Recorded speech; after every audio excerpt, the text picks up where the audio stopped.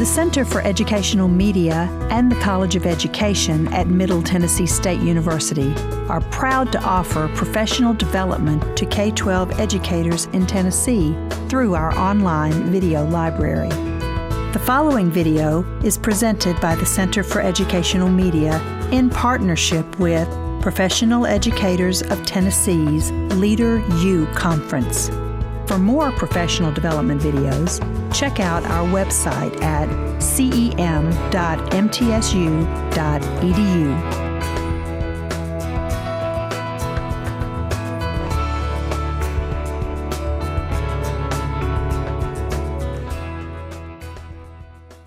Good afternoon, everyone. I know this is the last session of the day, so just hang in there. We've had some wonderful presenters today, so I know that Dr. Hayes is going to wow you as well. She's going to be presenting today on accessibility, students with hearing loss in the general education classroom. Dr. Hayes is director of the Master's Program in Education of the Deaf in the Department of Hearing and Speech Services at Vanderbilt University. She received her doctorate from the University of Pittsburgh. Dr. Hayes has over 30-plus years' experience working with children and adults with hearing loss. Past experience includes teacher, trainer, vice principal of a residential school for the deaf, director of an early intervention program, and interpreter for the deaf.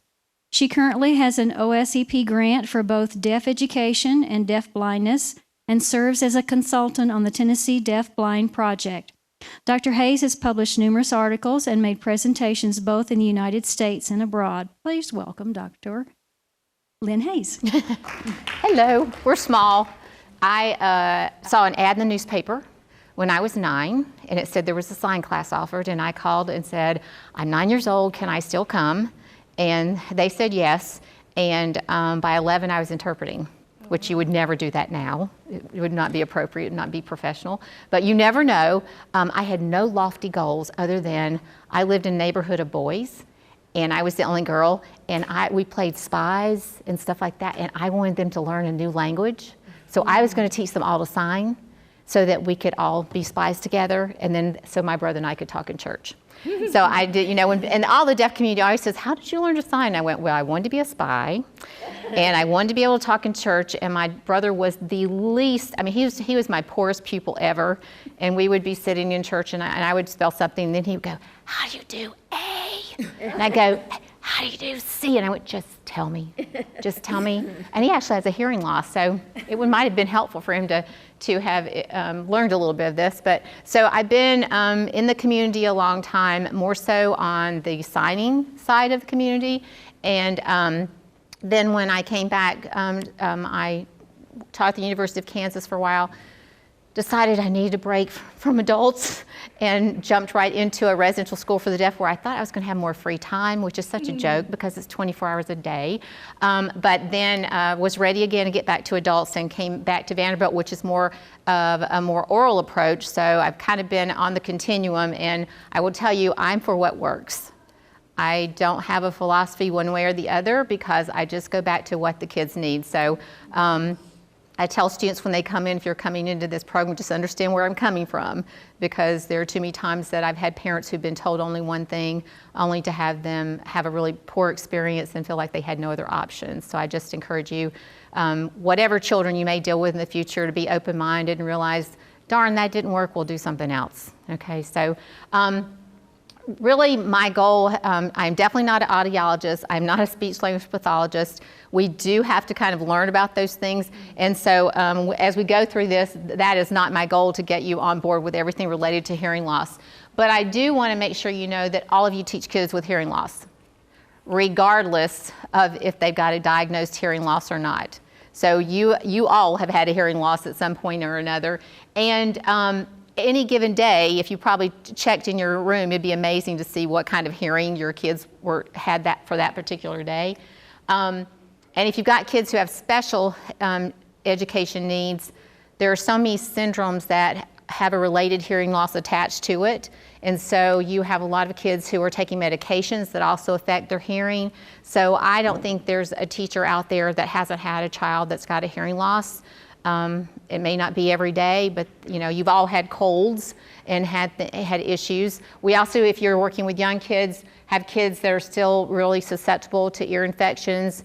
You know, with a young child, their eustachian tube is just like this, and only as they mature does it start to move down so that that fluid can come down and out. And so it's just inevitable that they're going to have ear infections.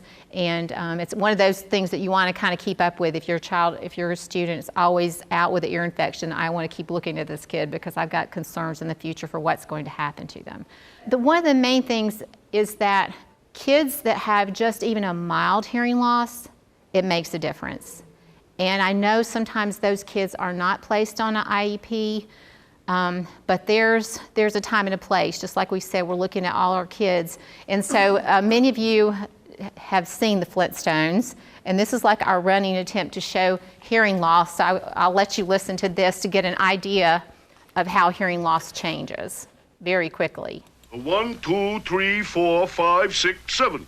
Aha! You're on my apartment building on Granite Avenue. You owe me $300. Get it up? Fred, take it easy. It's only a game. Wilma, I'm just like them big tycoons. I play to win. Now, Barney, pay up or get out of the game. Busted. That's 1 down and 2 to go. Betty, it's your turn. I don't have any more money either. You got it all. Then I'll take a mortgage on your open home.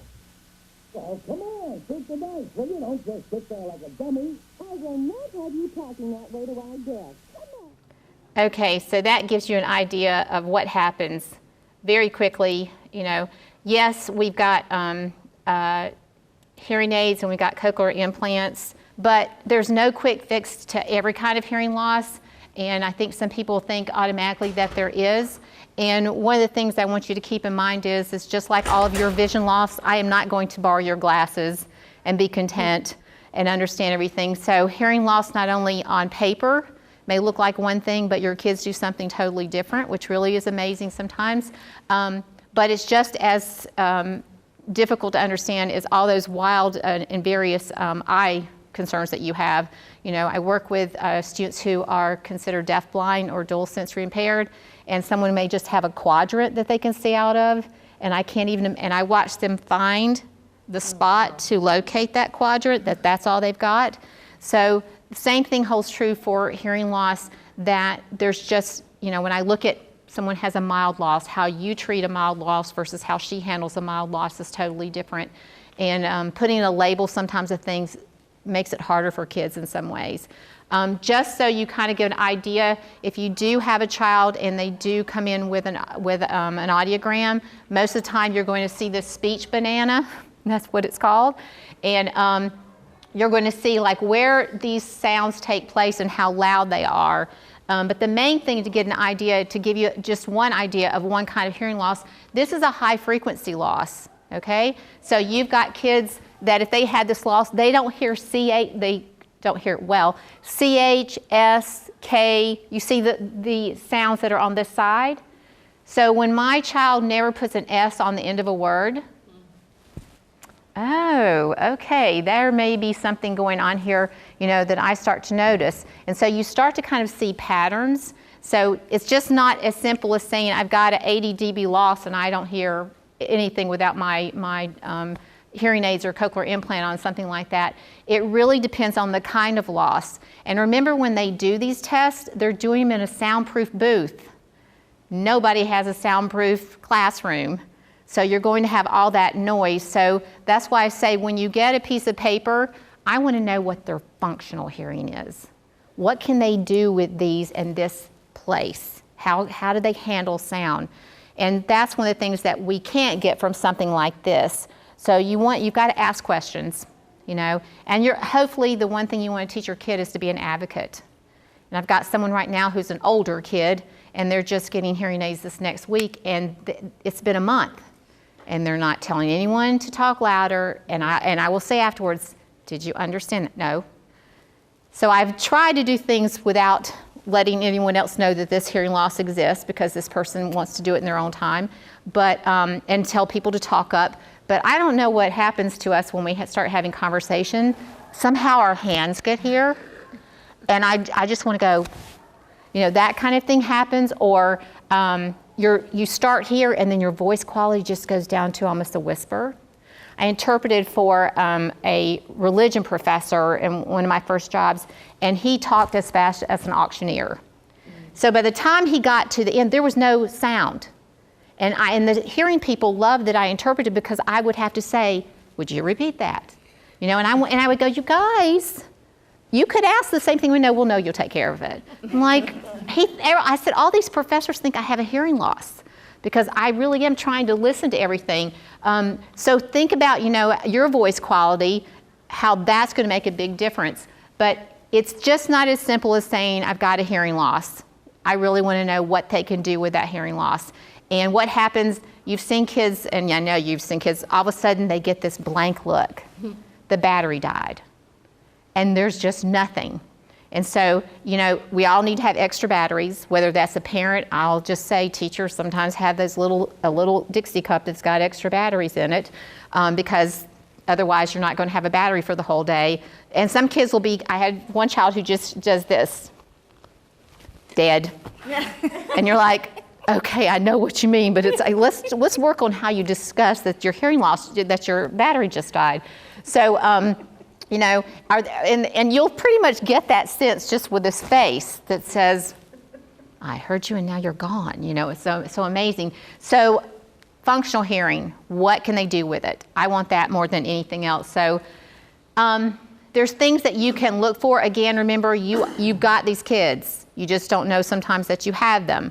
So definitely they're just inconsistent with how they respond to things. And when I mean plays follow the leader, there's a great YouTube video, and I was going to pull it, but I didn't. But it's of a student who the teacher has forgotten to put on the FM system. Now, it probably was the student's responsibility to give it to you, but this teacher didn't have it on, and we watched this child. And all he did was watch what everybody else did, and then he did it. You may have a follow the leader type of child. These kids are smart, and so they will just follow the leader. And then when someone made mention of the fact that, oh, you don't have your sound filter, your FM system on, that the teacher put it on, well, then he wasn't always just a step or two behind. He could join right in. It was fine. You know, so watch for those kids that are depending on someone else because they didn't hear it that day. We already said a history of ear infections. You may have someone who has a soft voice, and you would think they would have a louder voice because they'd want to hear themselves, but that typically isn't the case because they can't figure out when you're trying to listen to your own voice. We all think we all sound differently when we listen to ourselves, you know, on a recording. So it's harder to really determine how loud or how soft, and you don't want to cause a disruption by being too loud. So you've got kids that really have a soft voice. I'm not going to go through all these, but some of the things that you'll definitely see, they'll answer a question that's totally opposing to what you just asked. And you think, okay, am I a bad communicator? Or did they just not hear this? You know, so there are things that you start to realize when they are having a problem, and maybe where in the room they're having a problem because of whatever way your classroom is set up. They have a time lag. You do the same thing when you take in information. Sometimes you already ask a question for clarification, but your brain now has told you what the answer was. And it's a strange thing that we do, but they have a lag in that I'm going to take it in, I've got to figure it out. Now I'm going to respond. But you haven't waited, you went to the next person because we're notorious for moving right along. She didn't answer it, you'll answer it. So we've got to think about just those kinds of things, and it's just a few seconds, but it's a few seconds that's really important. Some of the things that you and I would consider bad behavior, maybe the behaviors of this child, as in they're not attentive, or they are withdrawn, or they look like they're daydreaming because they've just gotten tired of trying to listen. And listening is hard. You've all had to listen to someone today. You may have had those moments where you drifted, you know, and you come back to us every once in a while. But you're listening just naturally. No one had to teach you to listen. And think about that. If someone had to literally teach you how to listen, it's work. That plus looking at this, and there are a lot of these, and they're not all great to look at.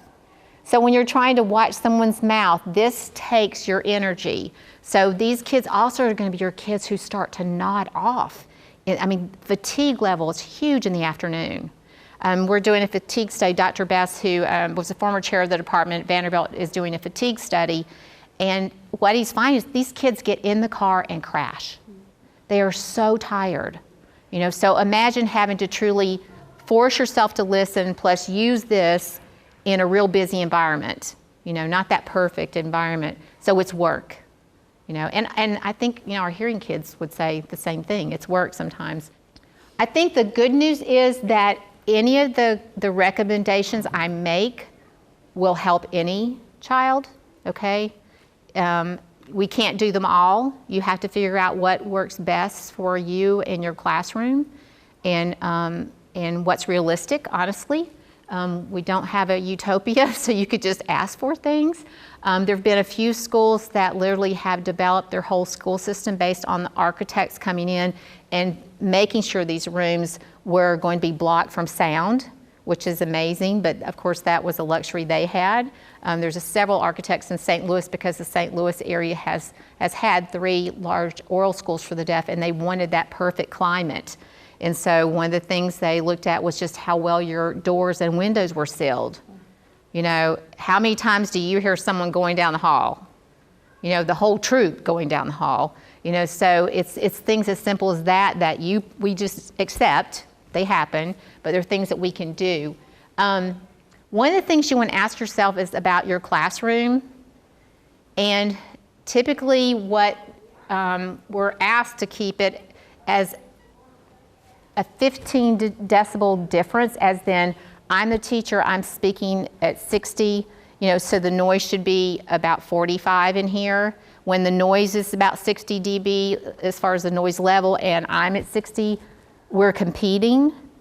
If you want to find out your decibel level in your classroom, there are all kinds of free apps. And I've listed 3 of them, the dB meter, volume, and 2 loud and decibel. It takes a second or 2, but it would just give you an idea without kids. So what's it like in your room? And the reason why I say that is in here, what are you hearing right now if none of us talk? The air. Okay, the air, the people next door, okay. Doors, and they definitely, unless we're being really careful, they make a lot of noise when they open and close. So you could just check to see. Every once in a while, just get an idea. Again, remember, it goes back to good for every kid, okay? I'll tell you, you're not alone. I think there are a lot of resources. If you're living in a county that doesn't have something that's readily available, there are people that are a phone call away. And I encourage you to take advantage of those people, and we'll talk about some of the resources. And again, think about your kids just those kids with hearing. How many things in your room are making noise? Okay, so do you have a really, like we said, a loud heat and cooling system? Are you the one that is right beside the cafeteria, and every time the milk truck comes, it beeps in as it comes down, to let people know that it's coming in? How loud? A lot of overhead lights are really loud. Sometimes they buzz. They got to really, something that you and I get used to. I would check what's in your room. If you've got animals, if you've got, a gerbil or something like that, and it's on that little wheel, that can be noisy. Do people still use pencil eraser? If you have a sharpener or something like that, it would matter. The ones that are electronic or the ones that aren't, they're loud. And if you put your kid right there, that's where he sits every day. Well, that's what he's going to hear every day more than anything. So just kind of, if you can walk around your room and just think about some things you might change. And I'm not saying change the world. What's one thing I could do for all my kids that would make it a little bit easier to hear? Because I'm providing the instruction, and I'm going to be the person that I really hope everyone can hear. And if I've got expectations, you can. We're kind of failing each other if we don't think about what's in our classroom. And like I said, some things you can take advantage of and change. Other things, we don't have the luxury of doing that, but you can make changes. And we just said classroom location. If everybody has to go by your room to go to the lunchroom, or everybody has to go by your room to go to the library, You may not have an option because everybody just has to go in your school by someone, but think about if you've got children that do have a hearing loss, is there any way we could be off the beaten path a little bit where we don't have the troops going through all the time? And I'm not saying that it's not going to happen, but not happen as often would be really helpful because again, we're competing for the teacher and their instruction. So where you're located, are you beside the area where they mow and they don't wait until the end of the day to mow? I've never understood that.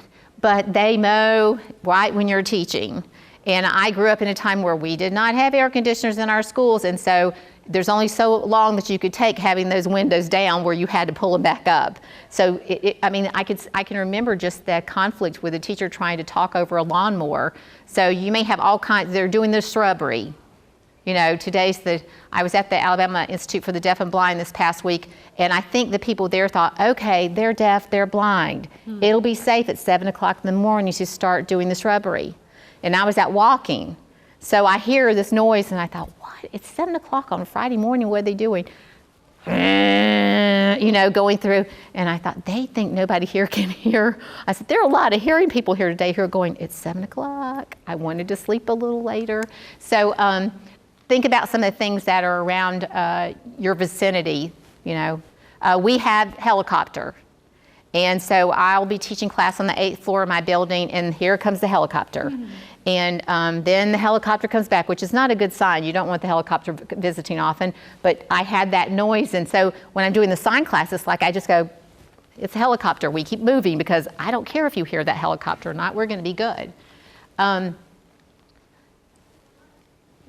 How you have your desk set up, right now you all can see the people at your table. So if she's talking and you want to make sure what she's saying, if you can't get it one way, you may look at her. But are you going to be able to understand what those people are saying behind you? Okay. Again, a classroom, if you've got the luxury and the space that if you can have some things in a semicircle so everybody can see each other, or you're going to want to have an interpreter who truly does point to that person to say, that's who's talking.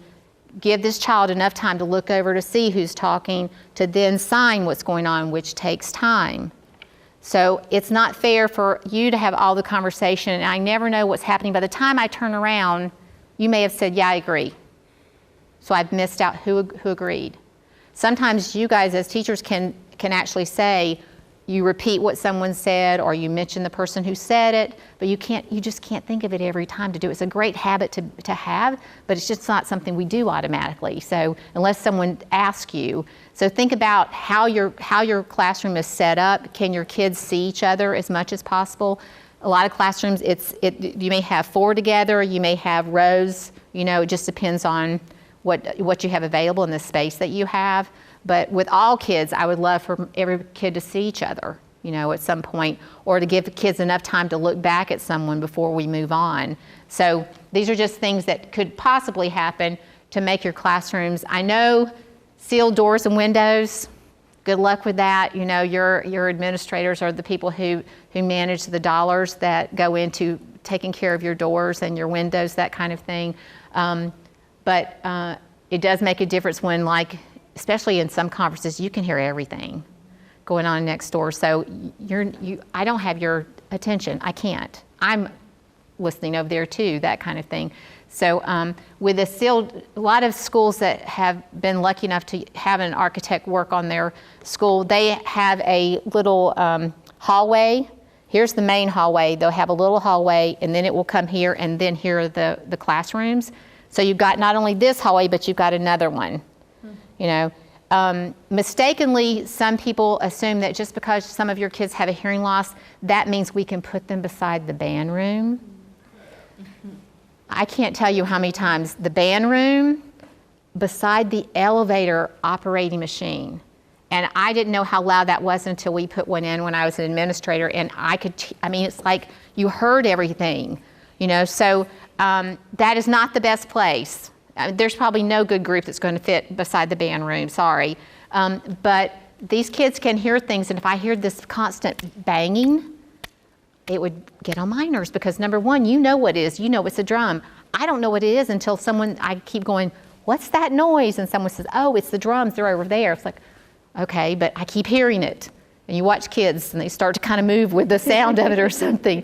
So I'm amazed sometimes where our kids get stuck, in corners. I've had someone be underneath, it was really like Harry Potter. They were underneath the steps, but think about if you've got kids like that, where are they going to be located? And also, just one other thing related to this, there are worse places in your school than your classroom for these kids. Where do you have a hard time communicating? What are other places in your school that you have a hard time? Or cafeteria? Gym, the worst place, the gym. What did you say? Hallway, where a lot of people have their hearing checked in the hallway. It makes me cringe. Playground. So, and for a lot of the kids that have had some issues in the past where they lost their hearing aids, they may take something like that off before they go out into the playground or something. We've all had those moments where everybody gets in line and you just do this. And luckily, the Dragon Park, we did actually find one that day where we just lined up and just kept walking like this to find the hearing aid. But there are worse places, so if you are the bearer of bad news, let your PE teacher or let your administrator, let someone know that this is a hard place to hear in. So if they can't hear well in your classroom, it's going to be so much worse than a gym or in a cafeteria. So you want to make sure you do the best you can so that they do have access. They're going to be in there. I don't want them going somewhere else, but understand it's going to be harder.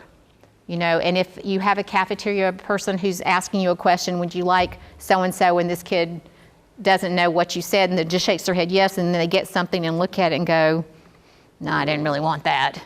So you have to think about there's a lot of miscommunication. And I'll throw in this, that just as badly as you and I do it, students with hearing loss do it too. I'm looking at you and you're talking about something, I go, and if I ask you again what I said, you would be like blank. There would be nothing there. When we're bad. Go to another country. What happens when someone else is speaking another language? We really look like we know, and if they ask you a question, it would not be pretty. So think about your kids that do this. I had 2 twins that have hearing loss, and I'll go back and forth because I grew up in a culturally deaf community, so deaf is what they want to be called, not children with hearing loss or children with hearing impairment. So just know that happens with me. So when people say people first, it's like in my community that was not appropriate. So, but anyway, I had 2 twins and they arrived at college. One of the other jobs was as a director of a college program, and we called them the sisters. I am telling you, I have never seen more of this in my life. And finally, I would say, what's up? And they would go, what for? This is why. What for? What for? Why are you doing that? I said, because this is how you answer everything. So if you start asking me questions from now on, I'm going to go, and I'm going to wait until you ask me a little bit more. So I was like pulling information, but this was, instead of them agreeing, they just go, and they both had grown up doing this. I said this, and finally I went up one day and put my hands on it and I went, okay, goal number 1 for this week, this we're going to try to avoid. Can you do that? Can you just say, I don't know? And I'll go, fine, you don't know, I'll help you figure that out. And so they got so they'd go like this. And I'm trying. I said, no. I said, if that's what you need, but understand that when I see this, I don't know what this means now, other than everything's not okay. What don't you get? You got to give me more than that. So I always be watching kids for communication, but be better. If you don't understand, you don't understand, okay? And we've got to teach our kids the same thing. If you don't get it, hey, everyone else didn't get it either. Ask a question. I will not ask, yes or no questions, because undoubtedly I just get a yes or no. So I'll ask things, but I won't leave someone high and dry, and that's one of the things I'll tell students. Don't go, I didn't get it. Now, I've talked for 25 minutes. What didn't you get? So that means you're going to have to say, when you were talking about so-and-so, I got lost. Great, I know you didn't get anything from that point on. I'll go back and repeat it. But if you just say, I didn't get it, or I don't know, so some of the things that we want to teach our kids as far as being advocates. For whatever kids you're working with, how best do they communicate? Okay? Do they need to have a really good listening environment? Do they need to have access to technology? Do they need to sign? Do they need to be a child that just wants finger spelling? Do they need natural gestures? You know, that's a question I would really encourage you to ask families as to how do they communicate in the house, and then how they communicate in the community to kind of see what they do. Your parents may not give you an answer, okay, that you're going to have to kind of just watch your kids and see. My twins, I think at home, when they didn't want to find out what was going on, they just did this. And that was all they needed to know, and then someone took care of it most of the time. And so when I started asking questions, they were really a little confused. And so you want to just think about, what did they do? Maybe I'm better at writing something to you. Maybe I'm, you know, the first time I went, I was at the School for the Deaf in New Mexico, and we were at a drive-in, like a Starbucks or something, and I was the only hearing person, and I thought, well, I'm going to be the one who's ordering all the stuff.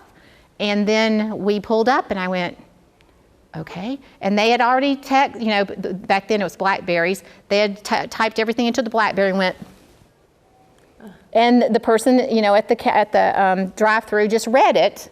And I thought, of course.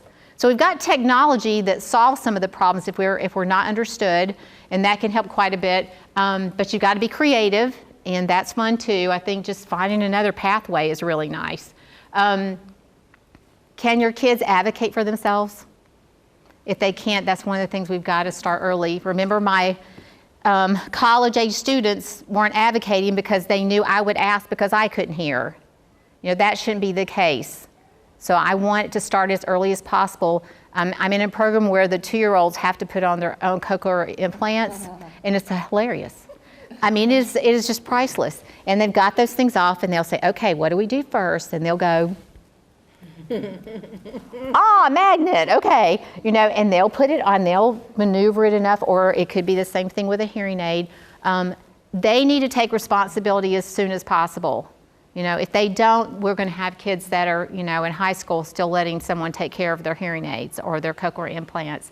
So you want to know how to troubleshoot too. So I encourage you, you know, if you get a child who does have a hearing loss, good luck having that audiologist come by, because they are responsible for so many schools and so many kids. And it would be nice if they could be there, but they can't. So you really want to learn how to troubleshoot. You know, nothing that's going to cause undue damage and break a cord that's like $90 to replace. But you want to ask some questions and ask an audiologist or ask someone that can troubleshoot to kind of figure out what's wrong, because you don't want kids going weeks without having the equipment that they need. What does not hearing or not hearing well mean to your students? If you don't hear well, does it mean she never participates? She is the last one to ever join because she doesn't hear it well enough to participate as far as asking a question or just being a part of the process. You know, so you really want to know, what does that mean? Does it mean I just don't join in? Does it mean I'm the last one picked because I can't understand what's going on in the classroom? Does it mean I get a bad grade because still someone doesn't understand what the hearing loss means to me? So you've got to watch. We just got to watch our kids and kind of think about those kind of things. In your classroom, where do they hear best? Where do you hear best? You know, if you think about it. So is it best for that student to sit near the door? No, we know there's too much traffic. That's a bad place. But is it best for them to sit right here when my teacher is always back here walking around and talking? So someone saying put someone on the front row does not solve the problem. You know, it may help in certain situations, but I'm staying here, but we roam, you know, and someone has a question back here, and it's hard to find out that information if I'm sitting right here. So again, totally up to you and your class to kind of think about it. And it's great if you've got kids who can start to think about it themselves and ask the question, where's going to be the best place? Okay, if I'm the interpreter, if I have an interpreter, and I've had too many teachers do this to me, and I don't know how they forget I'm there, but maybe that's a good thing they forget I'm there. But I will be interpreting for whoever, and the teacher, I don't know what happens, but they stop right there.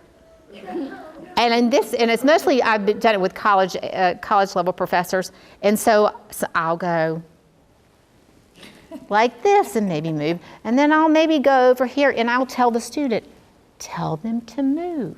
Just nicely say, could you move? I can't see through you. But I mean, it's just like this natural stopping place. And everyone's always sorry when they did it, but I think, okay, I'm right here, and there's only 2 of us up here. How did your body just land there? You know, so you definitely want to think about where's the best place, you know, and we'll talk about where the interpreter stands, because if she's moving all the time, I am not doing this. Here we go, and then she turned around and here I go, you know, and I look like a fly or something. I'm gonna find a central location and I'm gonna stay there. Now, definitely if she comes up to work with my student, I'm coming with her. You know, or I'm gonna be near enough that I can interpret.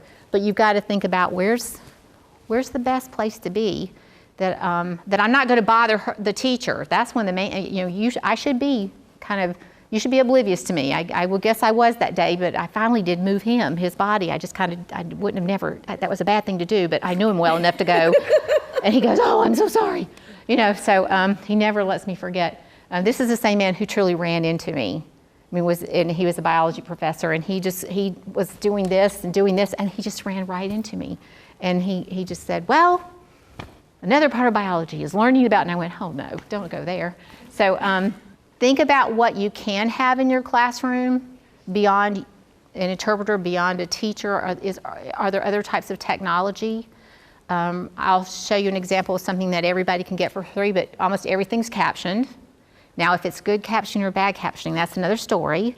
You all have watched YouTube videos or something like that where you go, I don't know exactly what that ended up, you know, it just totally changed within the context. And so the FCC is cracking down on that to make sure it gets better. But if you go to a conference and they've got real-time captioning happening, card communication, access at real time, that you'll see things that have not been entered into the dictionary for that device. It's kind of like a stenographer device, and you'll get very weird things that sometimes pop up here. You know, how something was sounded out. So understand, even with great technology, there are issues. I always hearing people notice it first, and then the deaf community will look at it and go, what does that mean? And we'll go, oh, it's how it sounded, and that's how it came up when it was typed on like a stenographer machine. Can your students and you take notes and listen at the same time? You know, I'll be honest, I think as I get older that becomes more complex, but for kids who do have any type of hearing loss, that is a concern, because if you're expecting your kids to keep up and take those notes home to study for a test, you look at their notes and they're a mess. They are. They're a mess. I was a note taker for students who have hearing loss when I was in college, and so we had, it was NCR paper. I don't even know what we call it now, if it's the same. I had 5 students in one class, so that meant I was writing like this, to tear off to give to you, to tear off to give to you, to tear off. And we had 2 note takers for every class, because what I thought was important, she may not, or she may take better notes. It did make me a better note taker. And it also made me not quit drawing all over my notes. I had trees and things all over the place, you know, and so I realized that they had to make sense. You know, I knew what they said, but now I had to give them to someone else. So you may want to ask somebody in your class that you feel like could be responsible enough to be a note taker. You know, we have some teachers who actually give notes to their kids, but that's such a different thing that you almost have to make 2 sets of notes, and you don't have time to do that, I know, but you can do some things where, and you could have someone just type it and give it to someone. So many, like with the new like Vimeo and stuff like that, yeah. You can actually screenshot and just copy it. So that kind exactly. of too as they get older. Yeah, so I mean, I still have to remember, oh, I could take a picture of that. You know, and you guys, I mean, I saw 2 people in the session before taking a picture of the screen, and I went, well, that makes sense. I don't think to do that. You know, it's a whole lot easier, but I still kind of think of, I'm going to write this down. And for me, writing it down makes it stay here a little bit harder. And speech to text, too. Yes. Oh. If the teacher's talking, it can go to text form. Exactly. So you just have to, if you're playing around with any of that kind of thing, play with it and see how well it works to know if it's going to work for your student. Can you determine when your kids are lost? Yes. What happens? The behavior change. Okay, behavior So I may have what we would consider bad behavior, but actually it's I'm confused behavior and I'm lost behavior. What other things do you see? Don't look at the interpreter. Don't look at the interpreter, okay. Or do they look at the interpreter because they're lost? You know, I've got kids who are okay listening to you, but then all of a sudden you do something here. If they don't want to hear, they quit. Oh, we can always not want to hear. That's definitely a problem. Selective hearing, which many people have. And just like kids when you do peekaboo or something, you know, and kids will do this and think you can't see them. And I've had kids that would do this. And then they really can't see or hear, so we're really in trouble. You know, so especially when I was doing assessments, and kids learn pretty quickly, oh no, we're doing an assessment. And so I will tap, and they'll open an eye, and I'll say, okay, we got to keep our eyes open. I said, do you want to stay all day long? No. Okay, well, let's see, we can finish. And I had one student who we waited on the honeymoon period to end, and it actually didn't. She was so craved to learn. When she arrived at 5 with no language, and I mean no language other than body language, we started to do assessment to just kind of figure out what she knew. She was very dramatic, so if she didn't like it, she'd go, I mean, and she did it very well. I mean, and so we took pictures because by the time we figured she was in high school and graduated, we wanted a picture to go like this.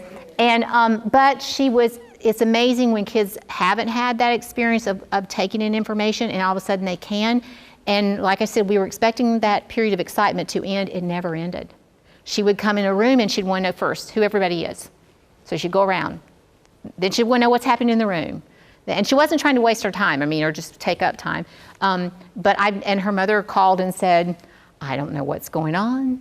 She walks around the room and points to a lot of stuff and then goes, like this, and she goes, and I don't know any signs, so I'm going to start sign classes, you know. And so this child, you know, she communicated. Now, if I wrote it down, it wouldn't make a lot of sense to somebody else, but I knew when this happened, I don't want to do this, and high drama was about to occur.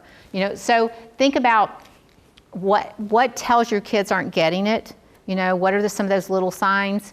They may get sleepy. You said they may start acting up. They may you can see it. A friend of mine called it going to the Bahamas. When his kid would just float somewhere else, he'd go, he's in the Bahamas. And at first I went, have you been to the Bahamas lately? What are you talking about? He goes, no, I can see when he starts to lose it, he just floats away. And so our family just calls it going to the Bahamas. La La Land, okay, so you've got options. If I had come in here, which would have been nice, and I had put up, here are the things I want to accomplish, it would have determined if you wanted to stay. It would have determined, you know, what you thought was going to happen. Was it worth my time? That kind of thing. So if there's anything that we can do to make the day clearer to someone, undoubtedly, that schedule's going to change, you know. But for a lot of our kids, transition is hard. And when things do change, the fire alarm's going to go off.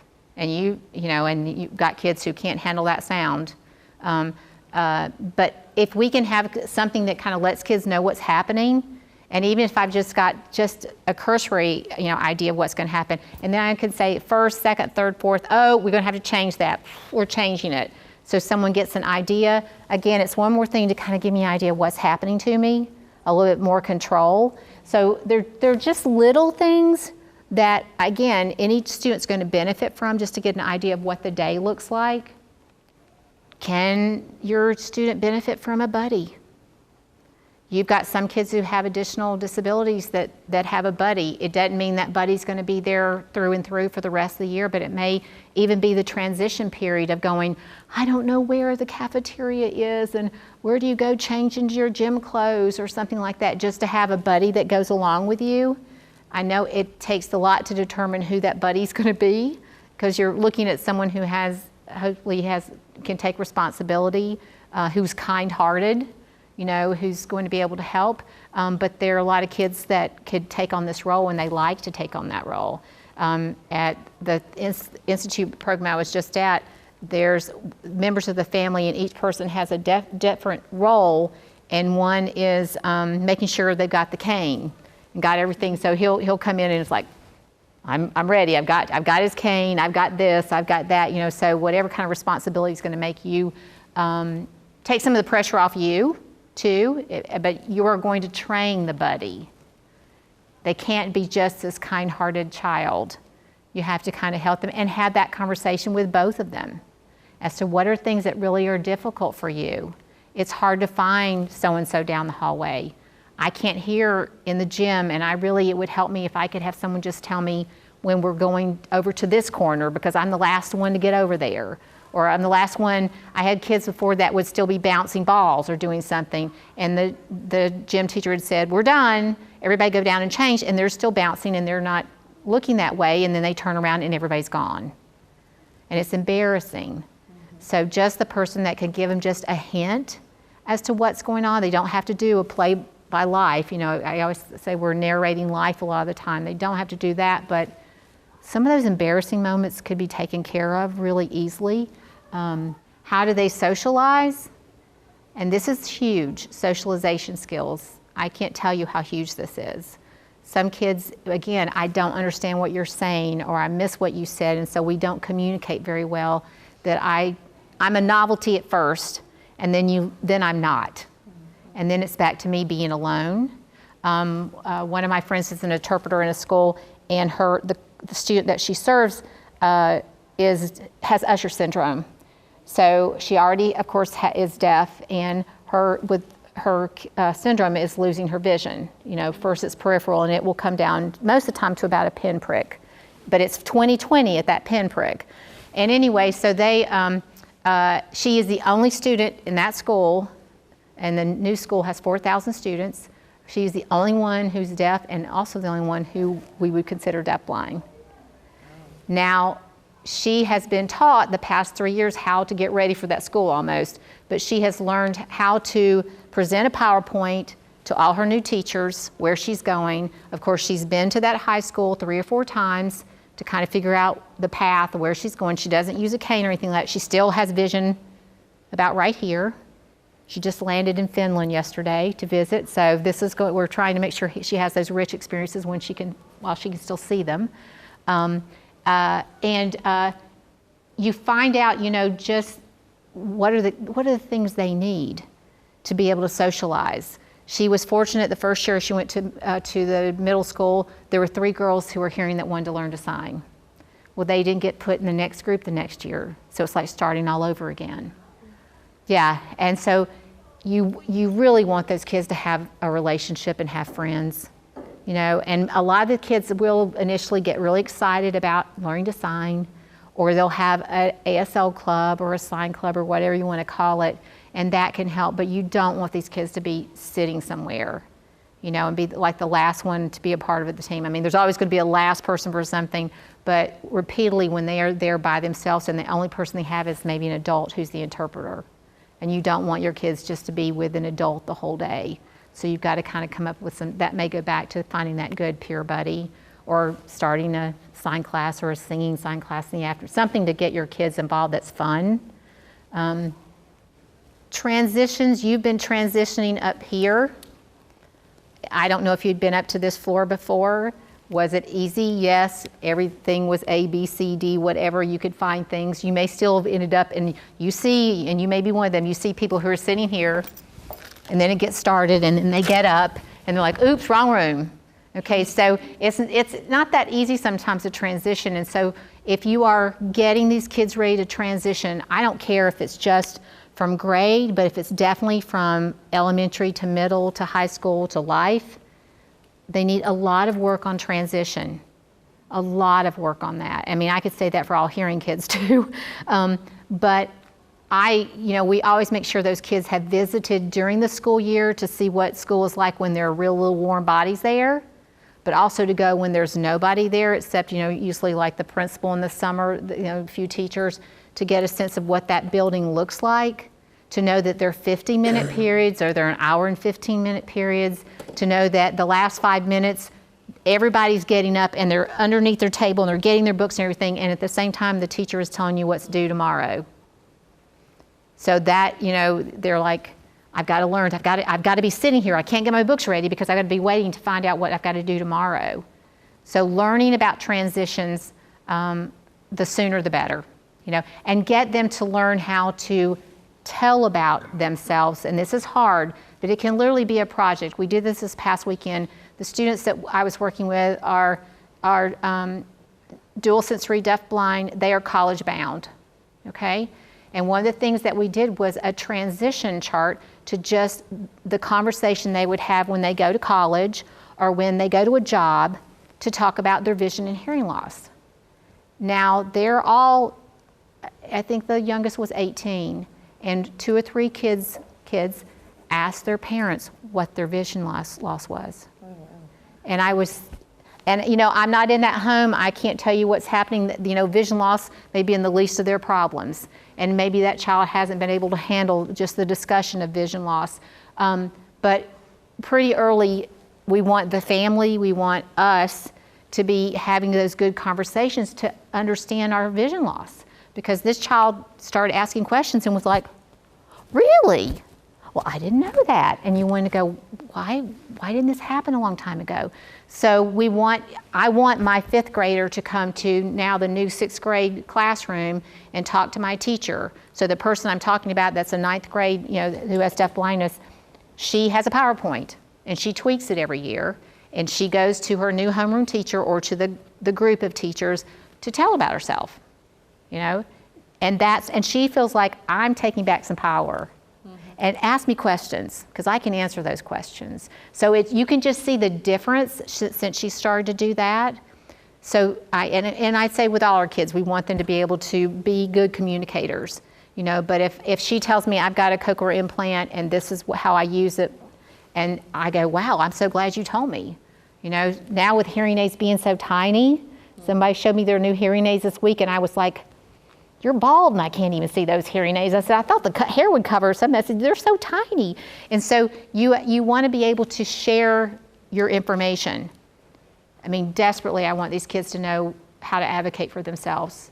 And if they don't, they're going to get in situations where it's going to be uncomfortable and they're going to be lost. And I just don't want that. It hurts me to see them lost as well. So the better we can teach our kids to advocate, the better off they'll be down the road. We talked about fatigue. How many times do you repeat something?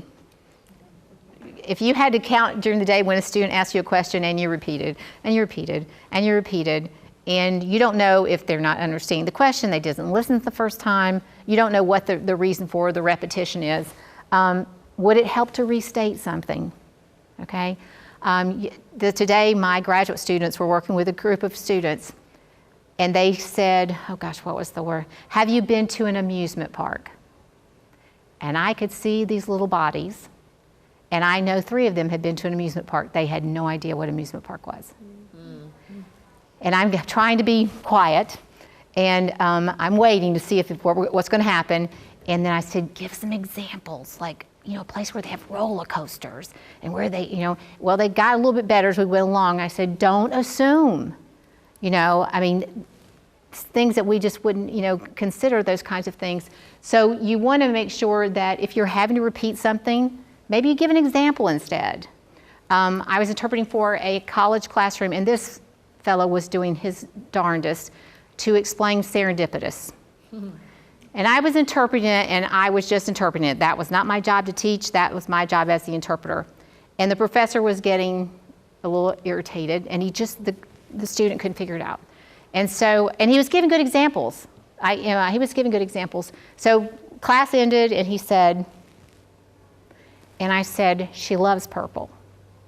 He goes, okay. And I said, what happened? I said, you're in the store, you're looking at your things, oh, purple. Oh, I want that. That was a serendipitous event. You didn't plan on it, it just happened. And she goes, oh. And he looked at me like, what didn't I do? And I said, I know her. I can add some of those things, but that doesn't mean we can't all give a lot of examples. Our kids, if they've not heard well, have missed out on all this rich environment. And that's one of our biggest issues is language and literacy because they've not had access. Particularly if you've got a child who signs, if I know this is a sign for happy, unless I may say elated, glorious, whatever. But if I don't spell elated first and then do this, you're still just seeing happy. So when I say, how are you? Happy. Well, can you tell me another word for happy? I'm happy. So you'd be surprised at the words that aren't understood. If you've looked at Words Their Way and some of the things by those authors, you'll see they have like tier 1, 2, and 3 words. We don't usually teach tier 1 words like happy, like puppy, those kind of words we know our kids are going to get in this rich environment. We have to teach those words some of the time. And it kind of throws us. And my student was in the 4th grade and didn't know puppy. Now what he knew was small baby dog.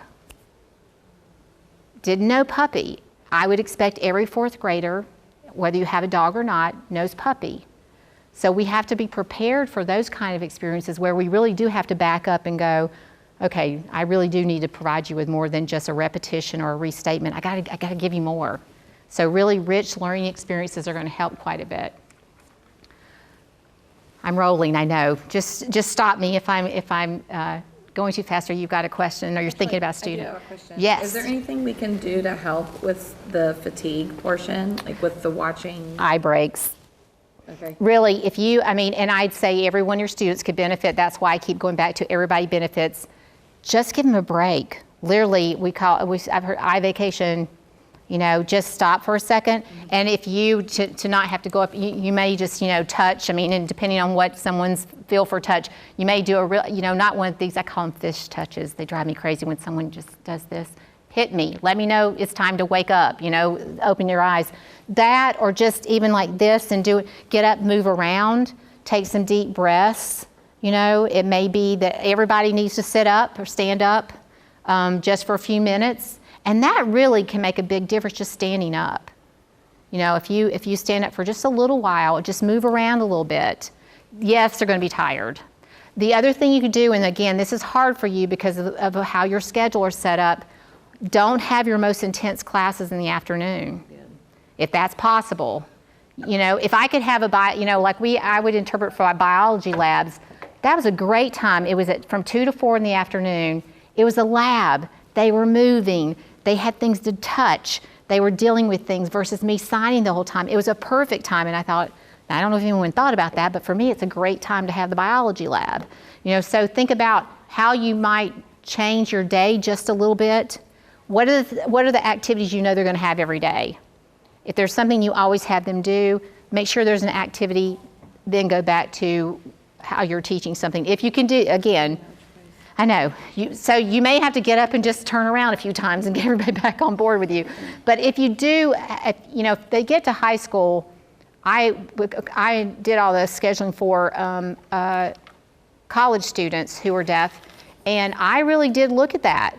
I went, all lecture class, lab class, this kind of class, that kind. But I'd been in those classrooms to know, so I had a real luxury that I could go, okay, if you put them together for an hour and 30 minutes, and then they got 15 minutes and an hour and 30 minutes, it's not going to be good.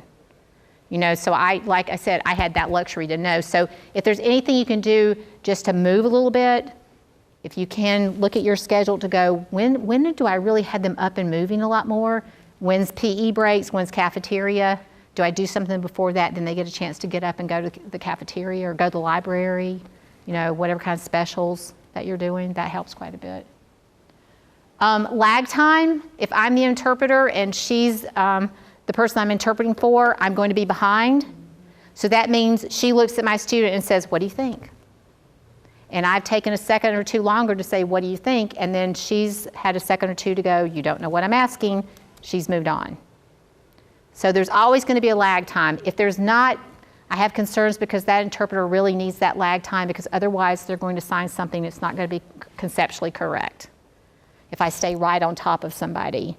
For teachers, sometimes it's hard because this person is standing there and they're like, I'm talking, and they haven't signed anything yet. Well, I'm taking in that information and then I'm going to start. But you need a little bit of a lag time, and so that's why you have she laughs after everybody else has laughed. Now somebody else thinks it's funny because she laughed after everyone laughed, but she just now got it. And it wasn't like my mom who truly does give you that look and I go, you didn't get it, did you? She goes, huh? But she'll laugh anyway. I'll just ask after the fact, because I know I can see this face. It's like, you didn't get that joke. So you want to know that you be aware there's a lag time. These are questions for you. Again, with every question, you can't do everything. You have to pick your battles. You have to think about some of the things you're already doing. Again, go back to all your students in your classroom. One of the things I think that's hard is how do you actually break down concepts? Okay, today when that student was having trouble with amusement park, nobody was getting an amusement park. When we started having we named like Beach Bend, we named, someone had been to Disney World, someone had been to, well then life changed. But when they said the same thing 3 times, I was like, they don't know what amusement park is. You've got to think about what are the ways you can share that information. So you've got to be able to break some things down and back up. And it really makes us a better teacher too, because we've had to think it through. What are the parts of something? Today, the students, one of the things they were doing was they were developing their own amusement park. And as they were developing the rides out of different materials, they had to give direction as to how they built the rides. Now, talk about prepositions, under, over, in, out, whatever. Well, then they had to share their directions with somebody else. And you could see how it's kind of like that game Gossip. By the end of this, no one was going to have the same kind of look to their roller coaster, whatever they were developing, but they were learning how to communicate and break things down, so that our kids would understand them. How animated are you? I know everybody has a different personality. But if you can use this, it would really be helpful, because body language and facial expression are just priceless. They give kids so much more when they've missed something to know, happy, sad, glad, whatever I'm going through, but I've got something else beyond that. As an interpreter, I thought I was being very animated until I was in an interpreter training program and they videotaped us and I had this dead face. And it was all about Mickey Mouse. I can still remember, because I thought I was doing the best job anybody could do talking about Mickey Mouse. And then I saw the videotape and went, oh dear. I said, this is just, I would get bored to death. And so life changed after that, but it was good to see it, painful as it was, and I still don't like Mickey Mouse ever since then. I've just had a problem with Mickey Mouse. If you have people in your community, take advantage of them. If you can find a team of people, and that doesn't mean you have to go outside your nice little group of teachers. That may be your team. That may be the sounding board. You may have your special ed director. You may have someone that is the person to have the conversation. I would love to make sure my parents are a part of this conversation as often as possible to say, this is what I'm seeing. What are you seeing at home? Are you hearing the same complaints or the same lack of understanding? Find your group that helps you to figure out the best way to work with your kids. And sometimes you just need to bounce ideas. You do this all the time. I am not getting through to this child. I've tried everything. What do? Tell me what you're doing with your kids. What can I do to make this more better understood? You've got some kids who, I don't know how many of you know about American Sign Language, but really the closest language it is to is more like a Native American language, or really like a Japanese as far as the structure. So of course that makes it very different from English. And I had a student, and this is at college level, who wrote a very nice article about her time away for the summer, and she wrote, touch, finish, Yellowstone, touch, finish, Wyoming, touch, finish, so-and-so. And the professor was, he didn't even know what to do. And so he said, I've got to send her to the language lab. I don't even know what this is. I said, she wrote it the way she signs it. Touch, finish means I've already been there. I said, so if I let her sign it, I would say, I've already been to Yellowstone. I've already been to wherever. I said, so there's things like that happen that we automatically cringe. And that professor was very, rightfully so, initially concerned. But when we said it's got to be written in English, we can't even write ASL, but this is what this person was attempting to do. But it's one of those things where you just kind of always are having that aha moment. And so that professor had a lot of aha moments that year. He had 4 students that were freshmen that all had a hearing loss. And he goes, then he wanted them the second year. I was afraid he'd say, don't ever come back again. But he was like, no, I've gotten better at this. I started thinking about things more and how I break things down. I went, yes, I got to convert really quickly. If you can read, I don't care how often if the light bulb comes on into the room and you're reading, I'd be a happy person. The more you read, the more exposure to language. I've asked adults who are deaf who have wonderful reading skills, why you? Because we do have a bad history of having kids with poor language and reading skills. And she said, my parents read all the time at home. There was literature all over my house. There were things that were available. And she said, I got started. And once I found it, then I liked it. And so if I can hook a child on reading, the battle is won. I don't care if it's awful books. There was a professor at Gallaudet who said she was embarrassed to say, but she was happy that her students came to her at a college. They were admitted to a college, and she found very quickly they had extremely poor reading skills. And she's like, what do I find to get them interested? I just need to get them interested. If I can just get them started, then I can lead them to better literature. So every Sunday morning, she sent her husband to the grocery store to buy tabloid magazines. And my like 10 or 15 at a time. I don't even know what they call them these days. They probably have, they're, the Inquirer, that used to be one. I don't know if it exists. She said, my husband would be like, no one has to know why I'm buying 15 of these things. She said they would get back first and tell the students, this is a lot of fiction, but she said they started reading and started having conversations about this alien that just landed in San Francisco and had in blah, blah, blah, blah, blah. And she said, I will not regret it because I got them started. After they got comfortable with the reading, then we put aside those kinds of materials, and we really read things they needed to read to prosper. And so reading as much as you can and have the kids lots of information around them really makes a big difference. Every children's book is full of figurative language.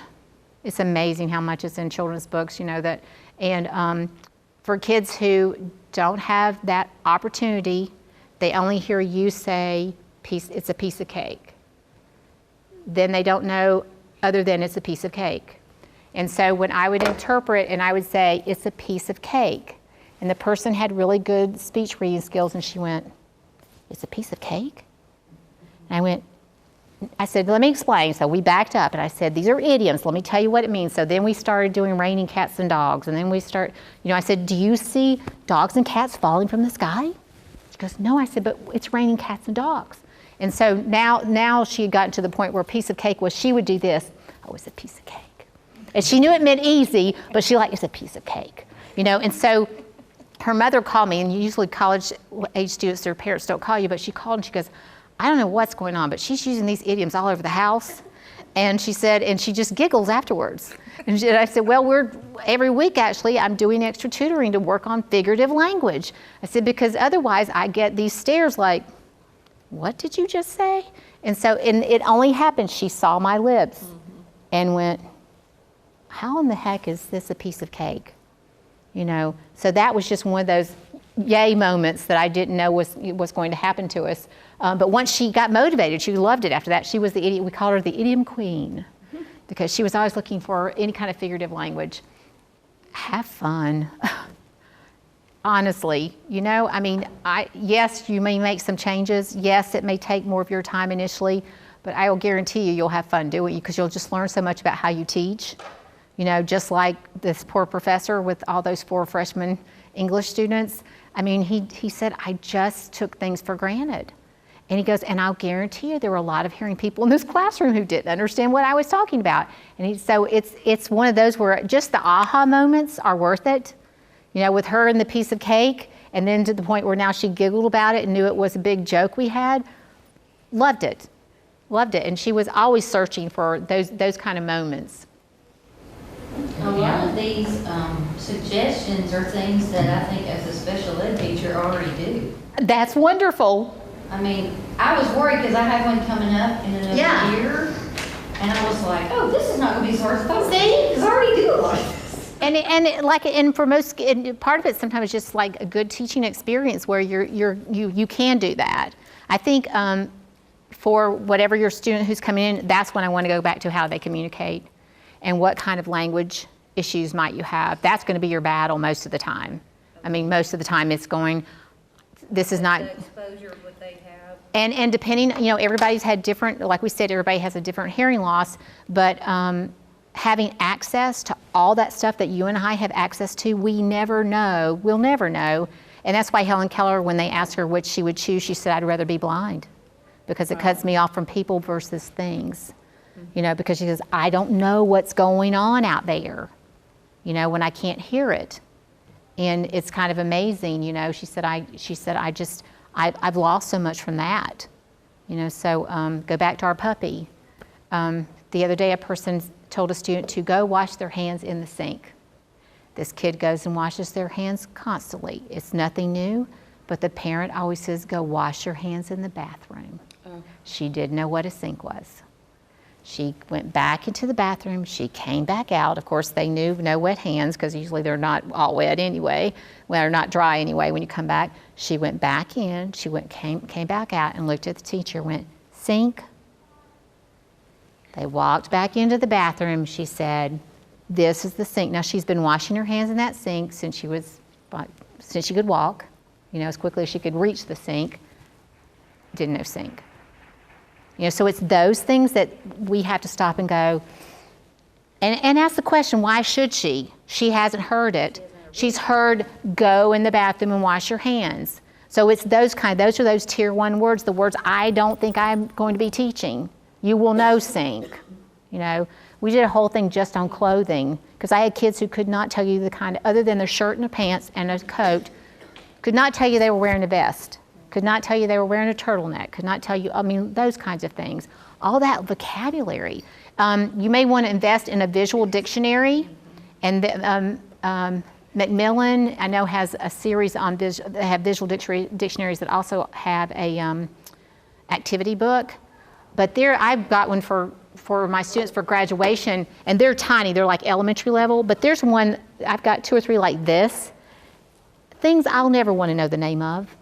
Everything for a combustible engine, everything for, I mean, but it's every part of it. And so you can just go to this mass, it's amazing. I mean, you do kind of want to flip through it and go, I didn't even know that had a name, you know. So those kinds of things are really nice to have, and my teachers use those quite a bit at the School for the Deaf. They really, sometimes that was like something they could take with them to go, oh, there's actually a name that goes with that. Do they use the lesson pick system like with the visuals? You know, I didn't know, and at the school, I don't know, they didn't then, but that's been a long time ago, you know, it's been a few years. So now you've got so many visual things that are available. Yeah, anything that you can make it more visual, and then using your smart boards or using whatever kind of technology you have, you know, if you've got the luxury of having that available.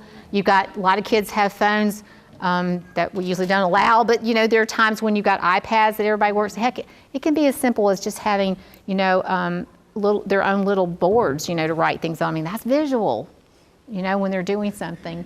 If you are working with an interpreter, I would just say find out what their job is, what their role is supposed to be in your classroom. Because a lot of interpreters, if they're freelance interpreters, they're used to just working for a client, which is very different than working for an educational setting where I'm working with you. I know everybody in your family by this time, and now you're inviting me to birthday parties and, you know, that kind of thing. You really want to know what that person has been asked to do at that job. Is an interpreter only? Is an interpreter that also does tutoring? Is an interpreter that also is almost like an aide? I mean, you really want to ask, so I always want to know their job description. And I want that interpreter to know what their job description says too, because they may go, well, I just do this. Well, but your job description tells me you do. Understanding that my #1 priority is communication access. Above any and everything is communication access, but I may have a dual job, you know, so I really want to know what that person's job is. And if I can help that person by letting them see lesson plans or letting them just know what's going on, letting me know that today the magician is coming, because I don't typically interpret for magicians, and so I've got to kind of change my outlook for that day as to now we're going to be doing something like that. It's tiring being an interpreter. I mean, your arms and back get tired, but your brain gets tired. So just know that that person also would look, it would be a lot easier, and I assign my interpreters based on you're doing a lab this afternoon because you did a lecture series this morning. So be aware that it's tiring too. And there's not a sign for everything. So I'm having to fingerspell a lot of things. And you find out pretty quickly that you better learn to fingerspell better or you're in trouble. So I don't know if anybody's taken geology. I interpreted geology probably 6 times. But this was what was irritating. I did not do what could have happened. They talked about nice rocks. Okay. And I did not say, like, nice to meet you, it's a nice rock. I did not do that. I would just spell nice every time. I had the geology book one time and I was looking at something and I see G-N-E-I-S-S. I was so mad.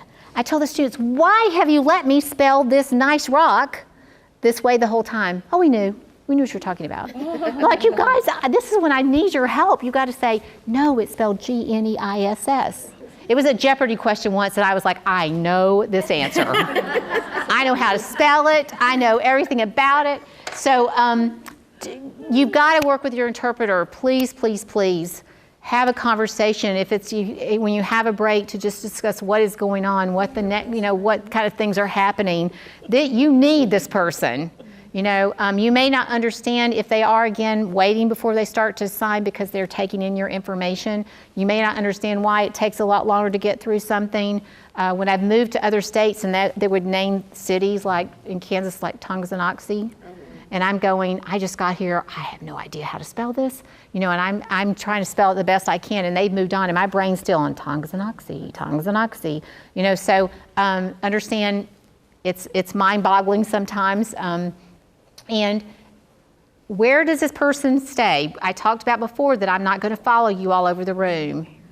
I am going to hopefully be in the place that's best for everybody. I don't want her to run into me all the time.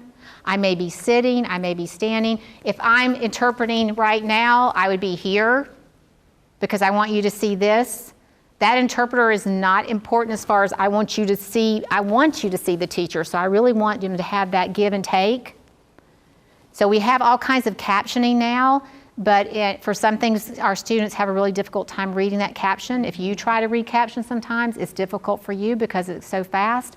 And so I would just be ready. So if someone was watching a movie, then when we had a signal, she looked back at me, okay, now I'll catch you up as much as I can. So you may have an interpreter that doesn't sign all the time and you want to know what's going on. Well, we've developed a system because she really wants to listen to you. She really wants to look at that movie, and then I'm hoping that I'll retain enough to then give her my summary as we go along. So I would just want to know what my interpreter's job is there, and try to avoid as many surprises as you can with this poor interpreter who finds out that, like if you're going to the zoo, if you're the interpreter and you're following someone along, you're trying to sign and talk at the same time, you're going to have some interpreters that fall over a few times or run into something. So, understand that there's the tricks of the trade of learning how to stop, interpret something very fast, and then keep rolling along. But these are great people. This website, classroominterpreting.org, is for parents and for teachers and for students and for interpreters.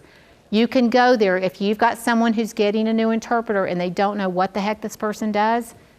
Here's what a classroom interpreter does. Very simple information, examples, but like the same thing, I would give it to my parent, then they have something that I would give to a teacher versus someone else I would give it to. So there's something out there you can take advantage of. Several of you may have had an itinerant or a resource teacher in your building. Again, I'd want to know what their job is. How often are they going to be on your campus? What can I expect? I want you definitely, if you can do this, and I know days change, I've had people come in and go, I need to get her back because we're going to do a play and she needs to memorize her lines. Well, that's not what the IEP said I'm supposed to be doing, okay? So I've got some things I have to do. So don't put us in a bind if we're that itinerant teacher or that resource teacher. They do have things they really should that they need to do. You can always have and I could go, we're working on language and literacy. She's got to learn her lines for this play. Let's think about some things we could do where I'm still meeting your needs, but at the same time we're working on the play, you know? So I want to know what that person's job is. And the reason I talk about time and space, itinerant teachers, resource teachers get stuck in every corner, are in the hallway. I've had more of my practicum students have been in the hallway, which, as you've already said, the worst place to be. You know, some of them get put in a library in a corner. That can work. I've had a few where they were in between two other rooms, which the bathrooms were in this little room, and the lockers. So anybody that had to go to the bathroom and anybody that had to get something out of a locker came into the room. So we never had a steady state of doing anything because it was just like a traffic, you know, signal letting people in and out. So you may have to beg your principal or just try to explain to that person, we need this spot. It may be in your classroom. You may have enough room in your classroom to have their own space. That's great. But there's no reason for that person to come there if they can't find a space to be able to work. I'll tell you, I think most itinerant teachers would say they're not happy with their situations because about the time they get started, they have to leave. And that's a hard job, but it's sometimes what has been decided, and it's the only thing that's available. So you're sometimes stuck. But we definitely have. These are people who come into our building, and I tell my students, you need to know the secretary and the janitor. Those are my two important people when I'm starting out. It's like I want to know these people. And this is another real important person in your team. If you're going to have an in-service and you want something done, this will be a great person to do your in-service. Another person, if they're willing, would be your student. And the student this fall is going to do 15, they only gave her 15 minutes, but she's going to do 15 minutes with her 9th grade faculty, and she's going to do the in-service. So if there's any way, it's going back to, self-advocacy, getting our kids on the right track, those teachers realizing this person has a voice and they know what they need. These are some things that are available in our community, but also globally. Of course, a lot of you use Bridges downtown, Hearing Bridges, which typically serves Middle Tennessee, but really can help 0 to death as far as the age population that they work with. If you just even type in Hearing Bridges on your computer, it's going to come up. They're constantly having things, supporting the community. They do tutoring in the afternoon, so many days a week for kids. They have different camps that they do, so there's a real variety. For whatever reason, the Tennessee, the Nashville Public Library, the main public library, has a deaf wing. I've never been anywhere besides Gallaudet that had a deaf wing. I was in heaven. So I went down, and so I literally tell my students, you don't need to buy that textbook. There are 2 copies at the library. They also have the technology there. Everything you can get from them, if you are out there somewhere, doesn't matter if you're in Nashville or not, you can contact them and you can get those materials, okay? So take advantage if there's something, if you kind of start looking at their materials and go, wow, I sure would like to know what that even looks like before I buy it. No cost, it goes out, they pay for postage, they pay for postage back, okay? So take advantage of them, that's why they're there, and they really have, like if you've got, if you need math vocabulary, there's a few things online, like in Texas, a few other places that have really good math vocabulary. One of the places I was at initially, they did a whole thing just on math vocabulary. So if you're interpreting calculus, here's the math vocabulary, or geometry or algebra, whatever. Here's the math vocabulary so that we don't invent things. Because people are notorious for inventing things, and sometimes you have to keep explaining to kids, only here, not out there. They don't understand that. Having been at a residential school, we're worse, because everybody in the community uses it, but it's not something that everybody out there knows. But that library system, again, is going to help you with anything you want. The Described and Captioned Media program, if you want any movie that you want professionally done and captioned, all that is free. If you are serving a child with a hearing loss, all you have to go is to that website, become a member, which means getting your name and your password, and you will get a newsletter that tells you all the new things that are happening, but they will also send you everything for free. Okay, I've had one of those at our school. We used to have one at our school that was a drop site for the Southeast. And so only thing they will ask of you, how many times did you view it? What'd you think? That's it. So if you need something like, we were trying to get Torah, which is a World War II, isn't it? Yeah. And so my middle school teacher, I said, well, I'll just get it this way because you don't need to go buy it. It's free. So you can do that kind of thing. Tennessee School for the Deaf, most states, their School for the Deaf is one of their resources. So if you're trying to find like a psychologist or someone who's got a background, someone to take care of some of those kinds of things, all you can do is ask. You know, they may not have it, they may send you elsewhere. But most schools for the deaf, they're supposed to serve as a resource. Success for Kids with Hearing Loss is a website. They also have a book and a DVD. But it's just forms. Honestly, if you need something to just go, my kid's hearing like this, let me check and see. Do you hear a noise? Do you hearing this? And it's already done for you. So you may just want to get on their website just to have it to send you things. You may not want to purchase anything, and that's just totally up to you. A.G. Bell, Alexander Graham Bell Association works with kids who are oral. They have a big parent section, a big teacher section. So again, a phone call away to say, I've got this kid. Who could you set me up with? Hands and Voices is a parent organization, but if you go to Hands and Voices, they have chapters in each state. They have all these downloadables. So if you're getting ready to do accommodations and you're working with someone, all the accommodations are there and you can just check what you want. You don't have to reinvent any of this stuff. They've taken care of it for you. And they've made it user-friendly too because they've also thought about parents through this whole process, and parents run this, so they do an excellent job. The last one is deafchildren.org, which is American Society for Deaf Children. It's kind of the other side of being the manual versus oral for A.G. Bell. And they're working with families. They always have conferences in the summer so parents and kids go. But they're really, really helpful. Okay, just some things to think about. If you're going to get that kid, if you have that child, what are things you could do without even having to hardly lift a finger? Really, like you said, I'm already doing half this stuff. What are things, one thing I could change this year?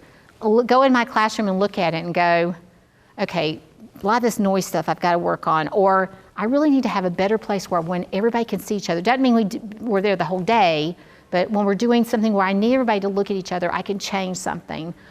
Those kind, just think about what's one thing I could tweak, and I'll guarantee you it'll help some other child in that classroom. I have no doubt. So that's my conclusion, and I hardly give you any time to ask a question. I'm sorry, but I hope if you are lucky enough to have these children in your class, that I know you'll learn a lot. They'll learn a lot. You'll laugh a lot. You may cry a little bit, and you also get extremely creative. It's amazing, but it's a great challenge. So I'm here if you have questions. Otherwise, enjoy your Friday.